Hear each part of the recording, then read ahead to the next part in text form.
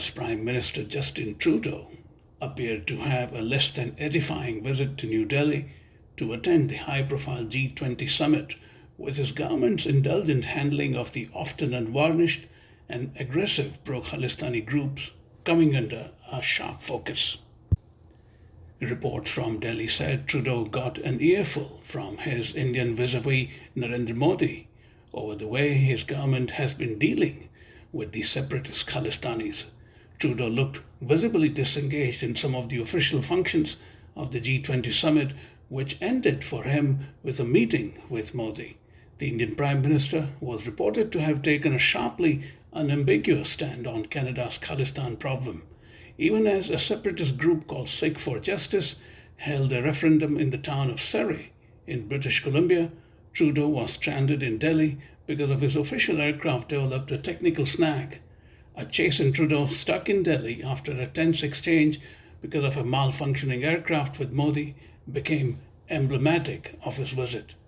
To understand Canada's and Trudeau's Khalistan problem, Mayank Shah report spoke to the well-known journalist and writer Terry Malowski, who has tracked the global Khalistan movement for decades.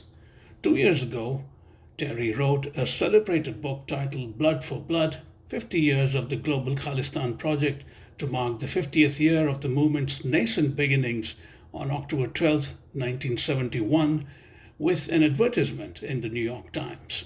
Terry Malowski. Welcome to Mayank Shah Reports, Terry. It's a great pleasure to have you on. Thanks for the invitation. How do you see the so-called Khalistan referendum by the separatist group Sikh for Justice in the town of Surrey in British Columbia? Yesterday, I thought. Day before. Yesterday. Yes. They're claiming a huge turnout, 100,000. They say, well, they always say that. You never see a sort of authenticated count. You never see authenticated results. You see usually you see a general statement from the supposedly independent commission that oversees these votes to validate it as a fair vote, but you never see details. Well, so how many voted? And one's tempted to ask sometimes, how many times did they vote? And were they who they said they were? Because if you delve into the details, you sometimes get hung up, for example, on you'll notice that you're allowed to vote if you are a Sikh over the age of 18, and the ID that is accepted includes any other ID. So anything will do. So I've yet to discover how exactly they prevent you showing up with one ID and then circling around and voting again with a different ID. And I do have a friend in London, as a matter of fact, who told me about how he registered to vote online. And when it came to name, he put down Angelina Jolie. And the computer came back, bing, you're registered. Congratulations. Have a nice day. There's room for skepticism about the results, but that's a detail. And the big picture is that the vote in Surrey, which promises to be, even if the numbers are padded, probably the biggest turnout that they've had so far in Canada. There was apparently an overthrow, so now they're going to have a second date. They're milking this for all it's worth. They're spinning it out as long as they can. But here's the main issue. The real story for me is that the referendum leads the Khalistan movement into a brick wall. Here's what I mean. That it is a referendum, after all, of a small minority, the diaspora, of the Sikh people. The 25 or 30 million Sikhs in the world, a couple of million overseas. And Sikhs in Punjab are not voting. Now, that makes the vote just right there irrelevant in terms of making it somehow justifiable to break off a chunk of India and make it into a separate country. But it makes it even more unjustifiable when you look at the support or lack of it within Punjab, where most Sikhs live. For example, if you look at the last couple of elections, you're probably familiar with the figures, the pathetic, the pitiful level of support in a Sikh majority state, 58% Sikh in Punjab. The last election, they got 2.5% of the vote and no seats, except for, of course, for Simranjit Singh Man's federal seat, but no seats in Punjab. And in the election before that, in 2017, they got 0.3% of the vote. Nota, none of the above, did better than the separatist splinter group of the Shiromani Akali Dal, Simranjit Singh Man's splinter group, the Sad-A of the Shiromani Akali Dal. So my point is that there is a screaming lack of support. I mean, in the last election, a Hindu nationalist party, the BJP, got far more votes than the Sikh separatists in a Sikh majority state. Indeed. So I mean, I'm sorry if it sounds like I'm belaboring this point, but it does seem relevant if we're having a referendum among Sikhs on independence, that no matter how many they get in the diaspora, it's going to be dwarfed by the steadfast opposition going back 30 years now to the high watermark of separatist sentiment when they won quite a few seats in 1989. So if you go back 30 years, it's been a steady downhill slide. There's no interest in this in India.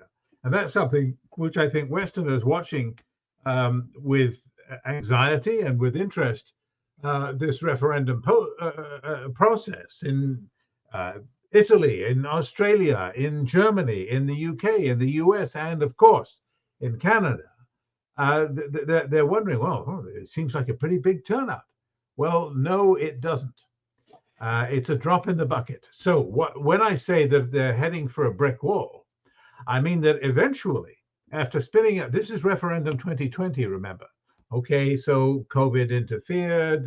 Let's give them credit for that. But here we are getting to the end of 2023 and we haven't finished with it yet. So when are we going to finish with it? Why do all these votes have to be staggered by months and months, and then there's another vote, and then there's another vote? I think they want to delay the outcome because this referendum is a bit like the dog that caught the car. To me, it's okay for the dog to chase the car and bark, bark, bark, but if the dog catches the car, it's going to get run over.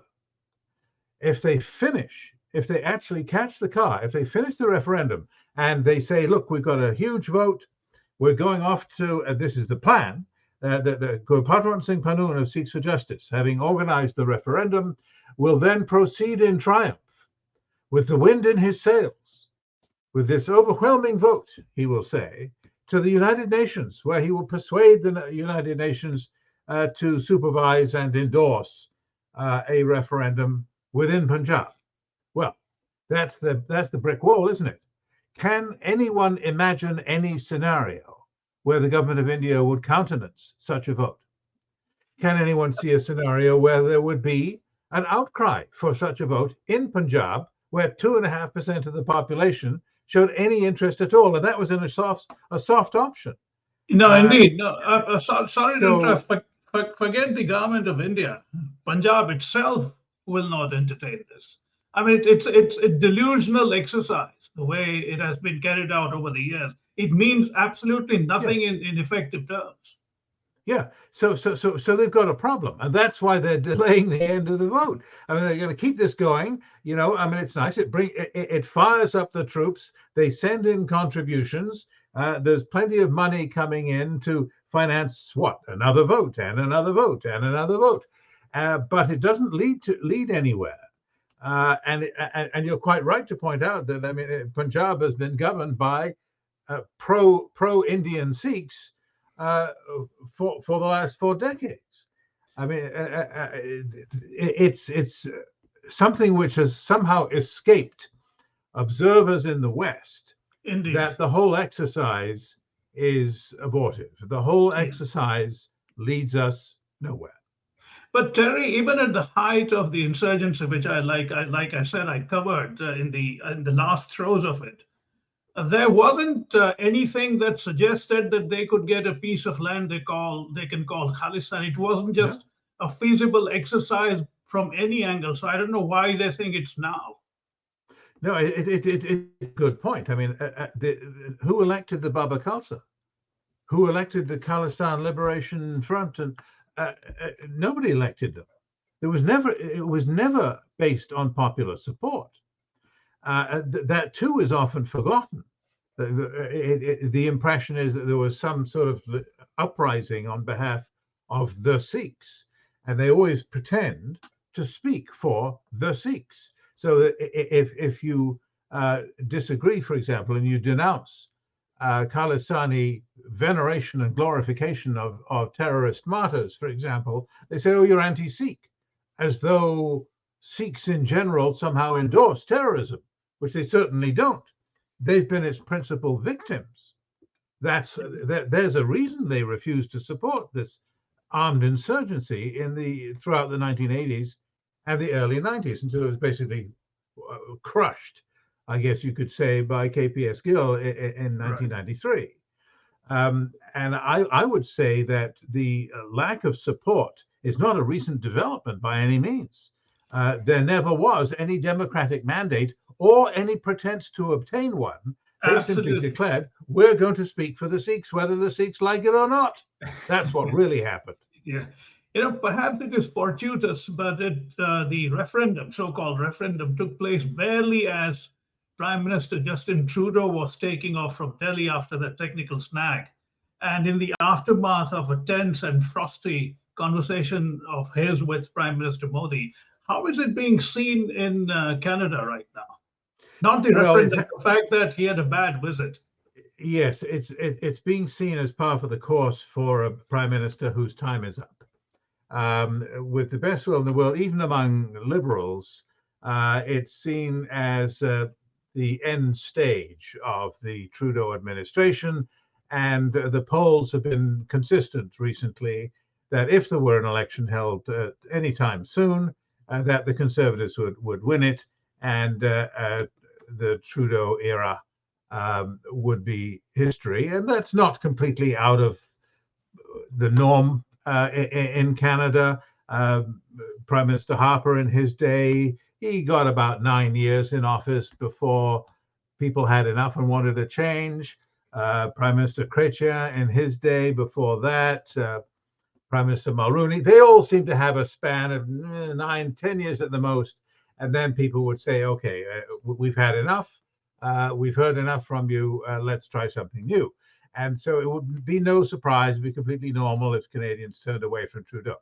So it's seen, to answer your question directly, through that lens of a prime minister whose day has passed and who has failed on this file, not just recently, but consistently over the years, where the Liberals have benefited, as the Conservatives did before them, to be fair, from the vote bank politics that they've been playing with the Sikh diaspora in Canada. It's a well-organized body.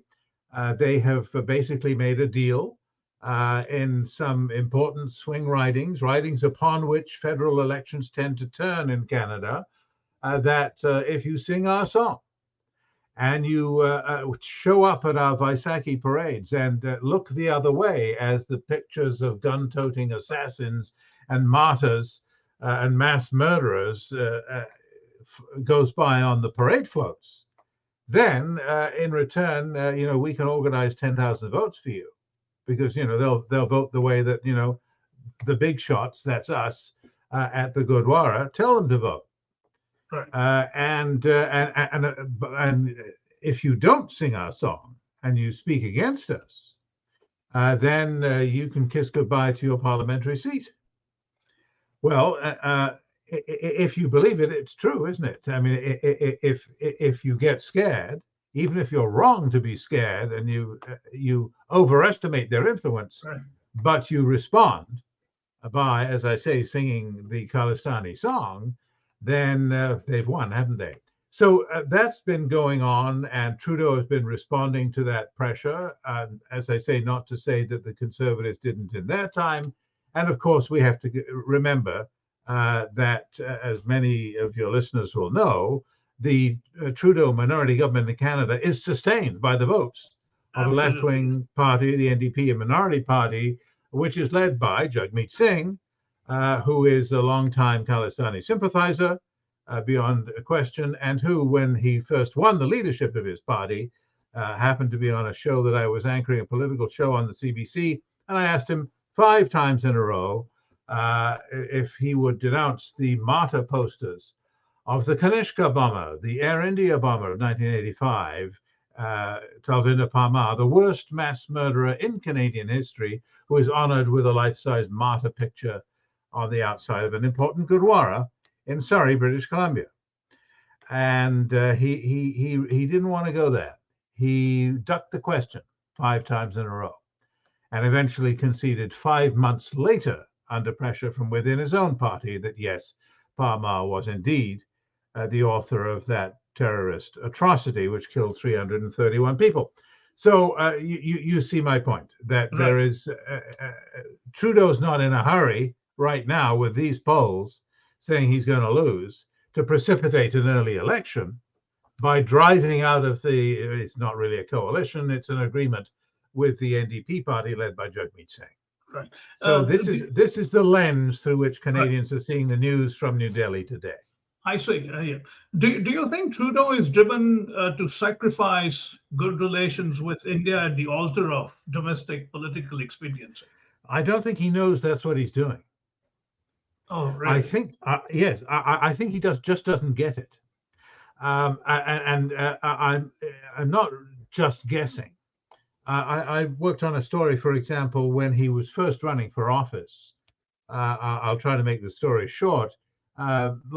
In brief, there was a contest for the nomination to run for the Liberal Party in the riding of Vancouver South.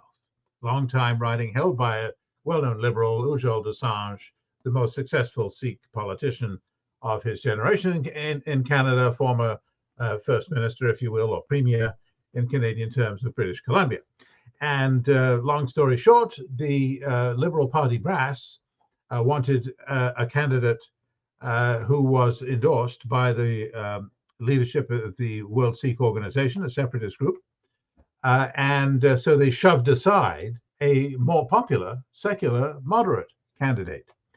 And when we asked Trudeau about this, he said, well, that's democracy. Sometimes there are winners and sometimes there are losers in nomination battles, par for the course. The problem was that there was no democracy.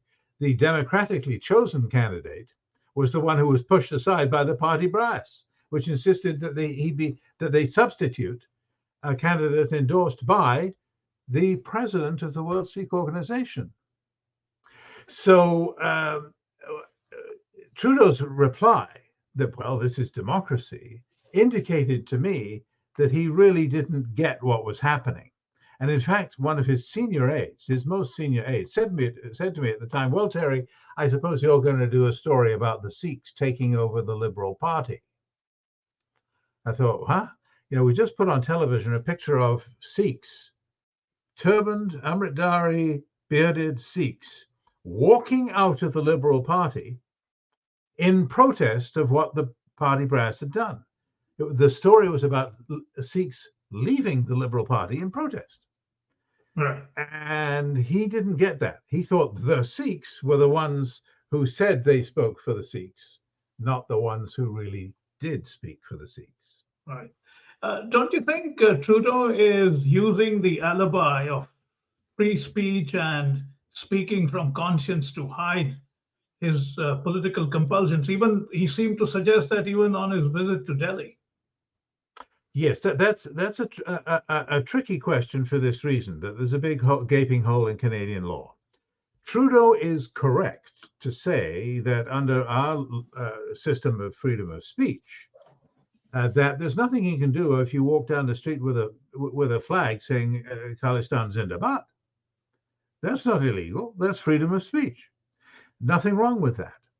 The problem, and what I mean by the hole in Canadian law, as I see it, I'm not a legal expert, but I'm just a layman looking at what it says and what it does not say, And that is that there is nothing in Canadian law on hate speech about the glorification or incitement to terrorism.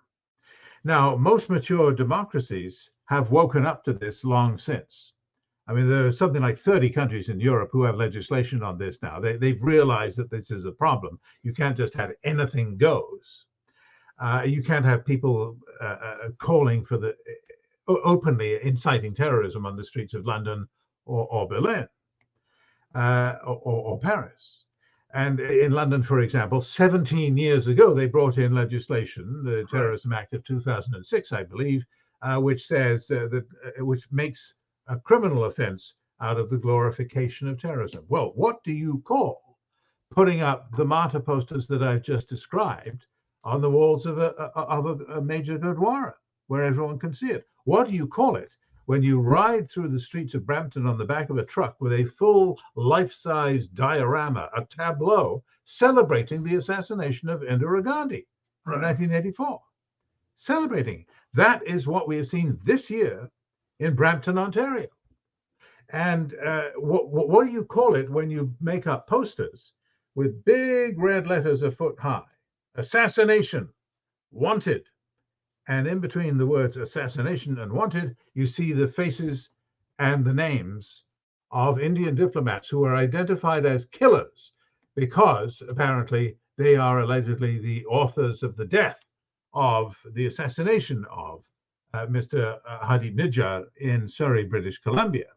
Well, there is, of course, absolutely no evidence of any Indian involvement in the death of Mr. Nijjar, who died in a sort of gangland hit, as far as we know, between rival groups in Surrey. It sounds like the police have not declared themselves on this, but they have not made any connection with Indian foreign interference, as it's called, as though there was some sort of 007 hit squad of deadly diplomats roaming the world. I mean, they said, they named the High Commissioner in Australia. The Indian High Commissioner in Australia is one of the killers, apparently. So did he fly a round trip 26,000 kilometers to Surrey, British Columbia to help all the other diplomats kill Mr. Nijjar? I mean, it's ridiculous. But my point is that absent a law, which Canada needs, I believe, in this context, to make this sort of behavior criminal, the open incitement and glorification of terrorism, then Trudeau, I'm afraid to say, is quite correct to tell Mr. Modi, sorry, in Canada, it's freedom of speech. They can say what they like. Right. How is it that the Sikh community punches so far above its demographic weight, despite being barely, about 2% of Canada's 40 million population? Sikhs are it's about 750, 770,000 Sikhs. Right. They're not quite as numerous as the Hindus. The Indian diaspora in Canada is large. The Hindus are a little bit more numerous than the Sikhs, although you'd never know it. Most people would have told you, without consulting the last census, they would have told you the reverse. They would say, oh, well, most of the Indians in Canada are Sikhs. And that's because they are the loudest. They are the most organized. And by contrast, the rest of the Indian diaspora, to include moderate Sikhs who want no part of this Khalistani business, they basically don't want to get involved. The history of this, now, this may be changing now.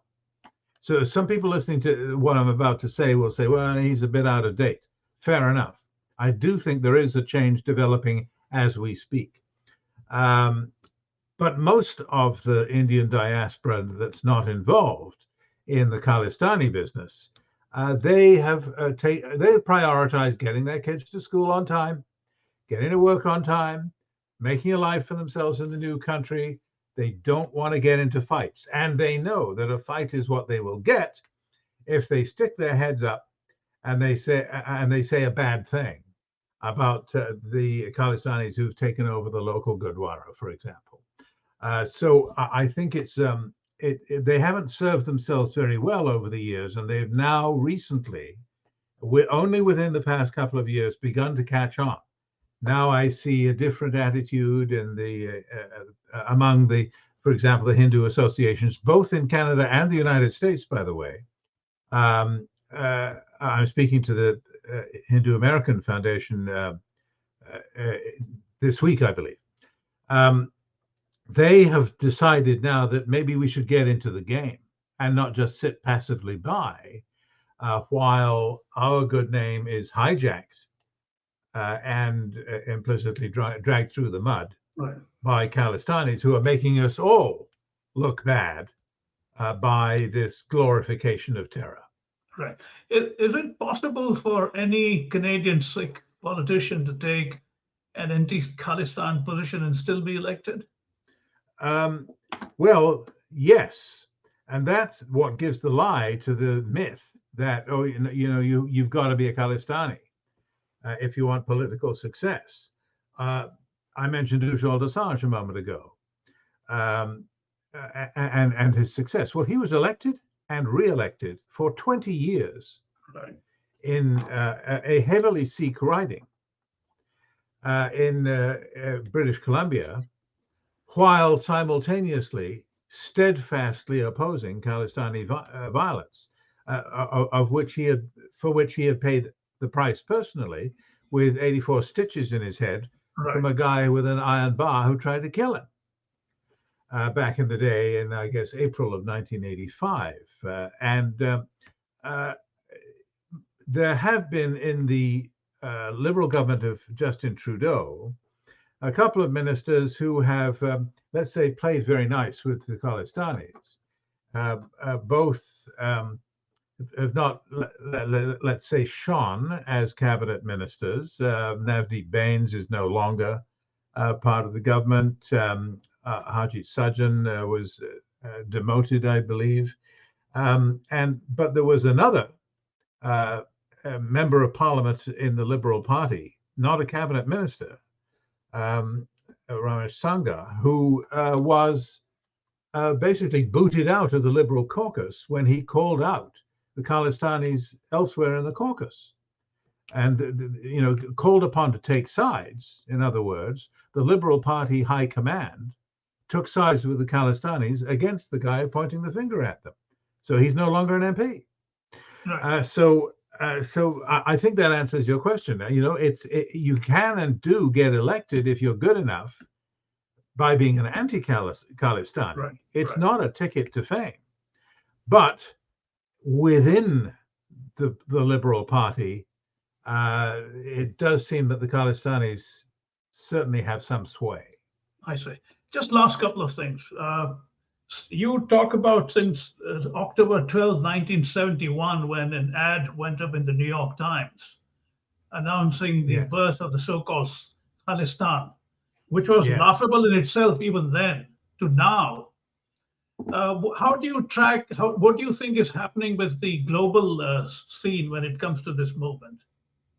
Well, I think that the fact that it is only global in the sense that it's an international thing, but it's not a Punjab thing, I think that is the most significant aspect of the answer to that question. I think that until the millions of Sikhs who are proud Indians suddenly get the idea that they want an independent country, that the movement is going nowhere. Let me mention one statistic that it's another thing that people just don't know. I mentioned earlier the voting figures, which I think are rather persuasive in showing the pitiful level, the microscopic level of support for Khalistan within Punjab. Let me mention one other thing. The Pew Research Organization published this information a while back. As you know, they're the authors of a very large study of public opinion in India. They were in the field for months. The sample sizes are huge. They asked very deep and probing questions. And they discovered, for example, that 95%, I say again, 95% of Sikhs in Punjab said that they were, and I quote, very proud to be Indians. Now, you can't get, I don't know if you study the polling business at all, as reporters, we're always interested in polls. you can't get 95% for peaches and cream. Right. I mean, nothing gets 95%. True. There's always more than 5% of people who object to anything. 70%, by the way, of those said that you can't be a real Sikh if you don't respect India. They said if you disrespect the nation of India, you're not a real Sikh. Right. 70% of Sikhs in Punjab said that. And finally, one more that comes to mind, which I think is relevant in this conversation, and that is that the Pew Research people also divided the population of India by income. They divided them into 5 bands. 60% of Sikhs are in the top band, Right. far in excess of any other of the major religions in India. Far more. The others are around 20% of the population of Muslims or Hindus or Christians are in the top bracket for wealth.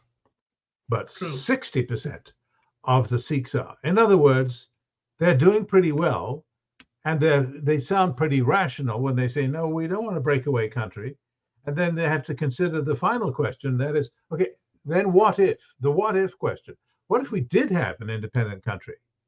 What kind of country would this be, please? Would it be a theocracy? Well, I mean, judging by the people who are campaigning most vigorously in the diaspora for such a country, the answer is yes, it would be a theocracy. These people are, they're very keen, as many of the most militant groups were back in the day in the 1980s, at gunpoint, threatening people. If you don't endorse our fundamentalist, Puritan, Bhindranwale view of what Sikhism means, then we'll kill you.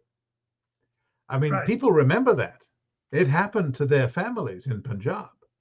So I think that the fact that it is a global phenomenon and can be seen on TV screens in Australia or Germany or Canada it distracts us somewhat from the reality that millions upon millions of most Sikhs, where they live in Punjab, have no interest in an independent state. Absolutely. To conclude, with Pakistan being in the doldrums now, do you think they have the stomach to continue to fund this movement in any way? Well, I'm not persuaded that they do fund it, because I don't think they need to. Number one, Pakistan is broke. And number two, the diaspora is funding it generously. The referendum movement, the Khalistan movement is self-financing, but has always relied upon practical support. I don't mean money, from Pakistan. I mean not just diplomatic cover, but safe haven, weapons, training, diplomatic support.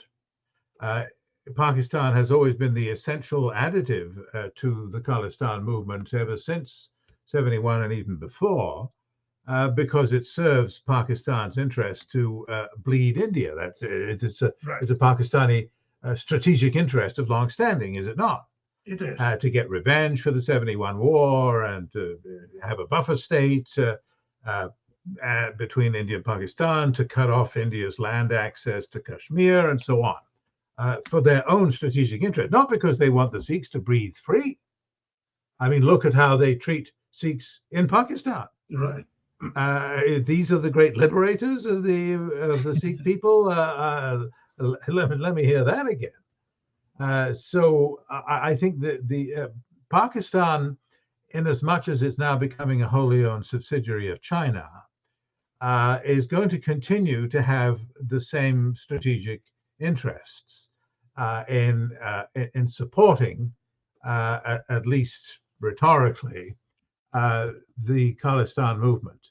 Right. But I don't see a strong interest on the Chinese side in maintaining that or adopting that agenda when it adopts Pakistan. Right. So I don't think it's going to make much difference to all of the factors that we've been discussing. I think it will still, the Khalistan movement is still, because of the referendum, running into a brick wall. Right. Before I let you go, do you personally face any threats because of your rather candid views? Yes, I have for many years, and the difference being this, that in my case, if somebody comes to get me, it's not exactly going to be a mystery who did it. I'm not a very tempting target in that respect because everybody knows who might be out to get me. Right. And there are many people who haven't been on TV for 40 years as I have, who are not so recognizable or so loud, but who face the same threats. Recently, for example, there was some kid with the National Sikh Youth Federation in the UK who tweeted a death threat against me. And there was somebody else on Twitter a couple of weeks ago saying, your time is coming. We're going to come and get you. And 20 years ago, they started by saying, well, we should find out where Malefsky lives and put his head on a stick. And one of them said, well, bullets are cheap, it's Malefsky's turn. And, so they make a fine noise. Right. But nowadays, the battle really is there's a little bit of lawfare that goes on where they threaten lawsuits and sometimes even file lawsuits, but they never follow through. It makes noise so that they can then call a press conference and say, aha, you see, we're suing. And they always make sure to put a big number on it. We're suing Malefsky for $136 million, they said at one point. That was their record number. Made me feel very important. But of course, the thing died out and they eventually just abandoned it. And there was no case there. And eventually, that's the problem with the law, is eventually you have to produce some evidence. And if you don't have that, well, you're not going anywhere. And I would say that nowadays that's the main irritant rather than death threats. Although I have friends who suffer threats which are serious and come from people who seem to have a background in this kind of business, the business of threats and carrying them out. Very thuggish threats. And I think in some cases they're more vulnerable than I am. And it's something that we should keep an eye on. Right. And that we'd all like to see a more aggressive attitude from police forces who generally say, oh, yeah, sure, it's just talk.